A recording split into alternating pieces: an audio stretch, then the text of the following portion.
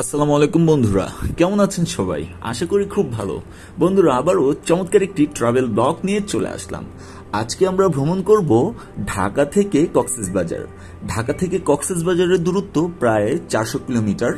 এই 400 কিলোমিটার আমরা পাড়ি দেব হচ্ছে ট্রেনে করে। ট্রেনের বেশ কিছু ইন্টারেস্টিং বিষয় আছে। আমরা ঢাকা থেকে কক্সবাজার ট্রেনে করে ভ্রমণ করেছিলাম। অল্প টাকায় স্বল্প সময়ে এবং আনন্দদায়ক একটি ভ্রমণ হতে চলছে আজকের এই ব্লকে। এ টু জেড ইনফরমেশন থাকছে। ঢাকা থেকে কক্সবাজার ট্রেনে করে যেতে হলে, আপনি যদি ট্রেনে করে ভ্রমণ করতে চান, তাহলে এই ভিডিওটি আপনার জন্য। তো আর বেশি কথা না বলে চলুন ভিডিওতে চলে যাই। সাথেই থাকুন, দেখতে থাকুন ফার্স্ট ক্লাস বিডি। অবশ্যই ভালো লাগলে চ্যানেলটি সাবস্ক্রাইব করে পাশেই থাকুন। তো চলুন, লেটস স্টার্ট ইট।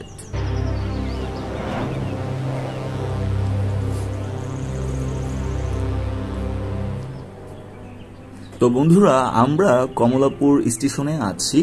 তো সাধারণত আপনি যদি ট্রেনে করে ঢাকা থেকে কক্সবাজার ভ্রমণ করতে চান, অবশ্যই বেশ কিছু ব্যাপার আপনার মাথায় রাখা লাগবে। প্রথমত হচ্ছে, অবশ্যই 2 থেকে 3 দিন আগে টিকিট কাটুন এবং টিকিটটি ভালোভাবে হচ্ছে পর্যবেক্ষণ করে সংরক্ষণ করে রাখুন। যদি সম্ভব হয় আপনি প্রিন্টেড কপি করে আপনার সাথেই রাখুন। খুবই চমৎকার সিট এবং আরামদায়ক সিট ছিল। সাথে নিরাপত্তার জন্য সিসি ক্যামেরা থেকে শুরু করে lighting, decoration, A to Z কিন্তু এই ট্রেনটিতে অবস্থিত।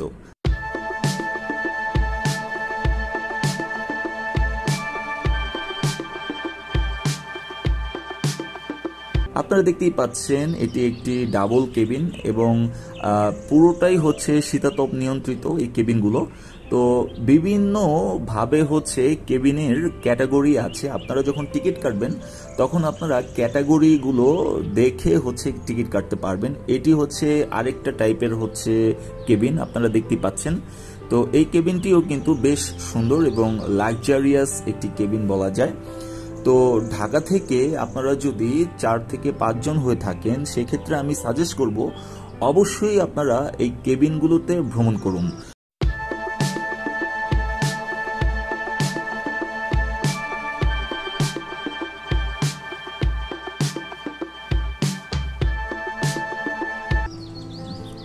তো বন্ধুরা, আপনারা কিন্তু দেখতেই পাচ্ছেন এখন ট্রেনটি ছেড়ে দিয়েছে। তো ট্রেনে ওঠার আগে আপনাদের বেশ কিছু বিষয় মাথায় রাখা উচিত।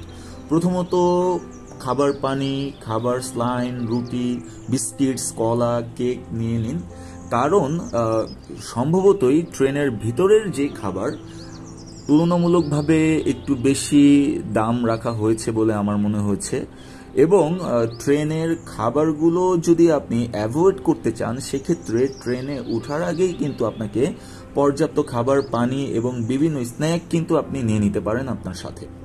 যেহেতু প্রায় 400 কিলোমিটার গন্তব্য, তাই আপনি আপনার পোশাকের দিকেও কিন্তু লক্ষ্য রাখতে পারেন।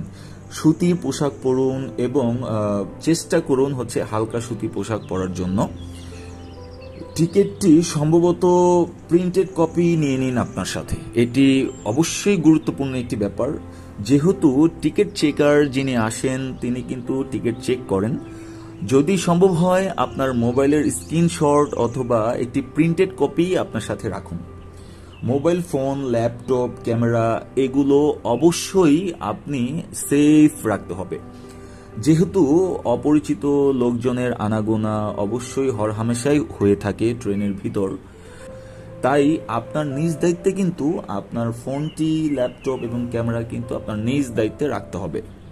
তো জানালার পাশে হেলে অথবা মাথা অথবা হাত দেয়া থেকে বিরত থাকুন, কেননা যে কোনো দুর্ঘটনাই হরহামেশাই হয়ে যেতে পারে। অপরিচিত মানুষের খাবার খাওয়া থেকে বিরত থাকুন। পরিষ্কার থাকুন, পরিচ্ছন্নতার বিকল্প কিছু নেই।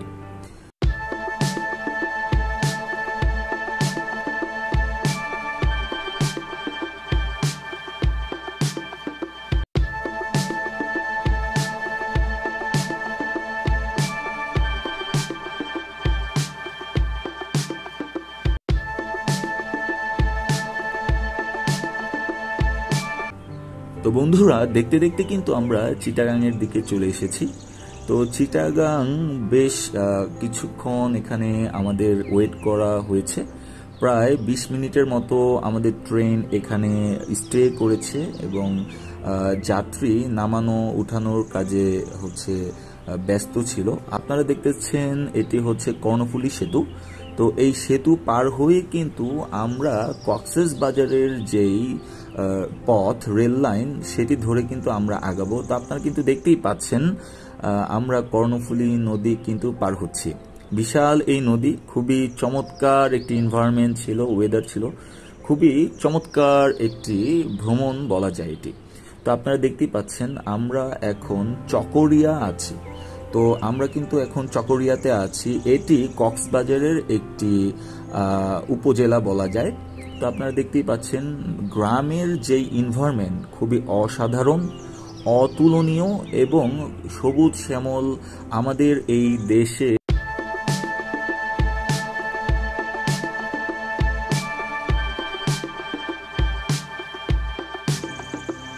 বন্ধুরা আপনারা কিন্তু দেখতেই পাচ্ছেন খুবই চমৎকার এনভায়রনমেন্ট দেখে চোখ জুড়িয়ে যাবে আপনার। খুবই আপনার মনে হবে যে গ্রাম বাংলার যে প্রকৃতি এটি আসলেই কিভাবে এত সুন্দর।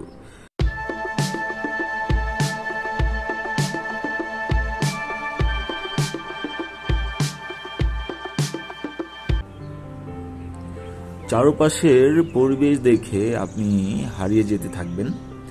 আপনার কাছে মনে হবে কি সুন্দর ওয়েদার, এক অতুলনীয় অপূর্ব স্থানে আপনি চলে যাচ্ছেন।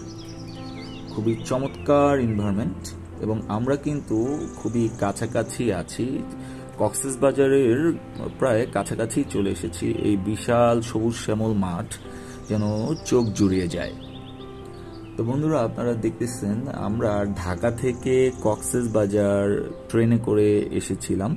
আমাদের ট্রেন ছাড়ার সময় ছিল রাত 10:30টায়। যদিও প্যাসেঞ্জারের কারণে দেরি হওয়ার কারণে আমাদের ট্রেনটিও কিন্তু কিছুক্ষণ লেট করে। তো রাত 11টার কিছুক্ষণ আগে আমাদের ট্রেনটি ছেড়ে আসে কক্সবাজারের উদ্দেশ্যে এবং কক্সবাজারে কিন্তু সকাল 8টার দিকে কিন্তু পৌঁছে যায় আমাদের ট্রেনটি। তো আমরা কিন্তু এখন কক্সবাজার রেল স্টেশনে আছি। আপনারা দেখতেই পাচ্ছেন এটি কিন্তু কক্সবাজার রেল স্টেশন। খুবই দারুণ একটি ভ্রমণ ছিল। অবশ্যই আমি বলবো অল্প বাজেটে এবং বেস্ট যদি জার্নি চান আপনি, আপনার জন্য ট্রেন হচ্ছে বাঞ্ছনীয়।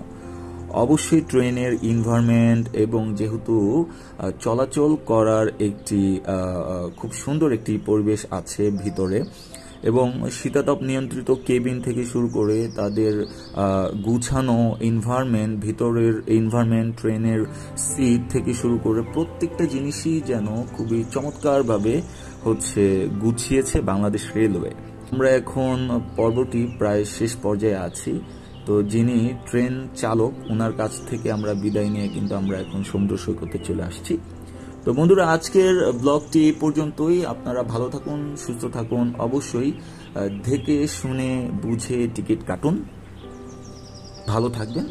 আসসালামু আলাইকুম।